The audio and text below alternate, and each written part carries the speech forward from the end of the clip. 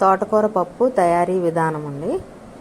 ముందుగా ఒక ఉల్లిపాయ తీసుకొని దాన్ని ముక్కలుగా తరుగుతున్నామండి. కవర్లను 2 టమాటాలు తీసుకొని వాటిని కూడా ముక్కలుగా తరుగుతున్నాము. కడిగి ఉంచుకున్న తోటకూర వెల్లుల్లిపాయలు వేస్తున్నాము. కడిగి ఉంచుకున్న తోటకూరను ముక్కలుగా కోస్తున్నాము. ఒక పాత్ర తీసుకొని అందులో నూనె వేసి ఈ ఉల్లిపాయ, టమాటా, పోపులు, వెల్లుల్లిపాయ మరియు కరివేపాకు వేసి వేస్తున్నామండి. ఇది బాగా వేగిన తర్వాత ముందుగా ముక్కలు చేసుకుని తోటకూరను వేసి కలుపుతున్నాము.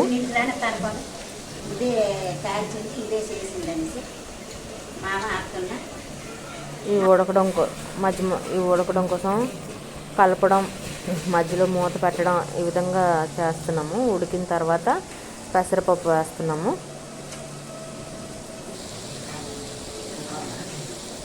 ఇప్పుడు కూడా మళ్ళీ కలుపుతూ మూత పెడుతున్నాము.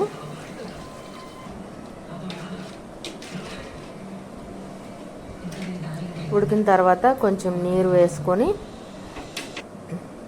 కొంచెం వేగిన తర్వాత నీరు వేసుకొని ఉడికిస్తున్నామండి. ఉడికిన తర్వాత పసుపు మరియు కారం వేస్తున్నాం. కొంచెం అంతద్దు బాపా తీసి మళ్ళీ కలుపుకొని మూత పెట్టుకుంటున్నామండి. వేసి ఇంకా బాగా దగ్గరగా ఉడికినంత వరకు కలుపుకొని మూత పెట్టుకుంటున్నాము.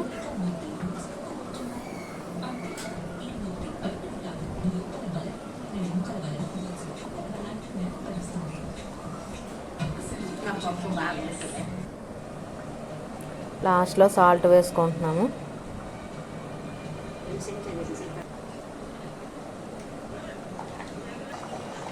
తోటకూర పప్పు తయారైపోయిందండి. ఇది అన్నంలో చాలా బాగుంటుంది, హెల్త్కి చాలా మంచిదండి. ప్రోటీను, ఫైబర్ రిచ్ ఫుడ్ అండి. మా పెద్దమ్మ టేస్ట్ చూస్తున్నాం.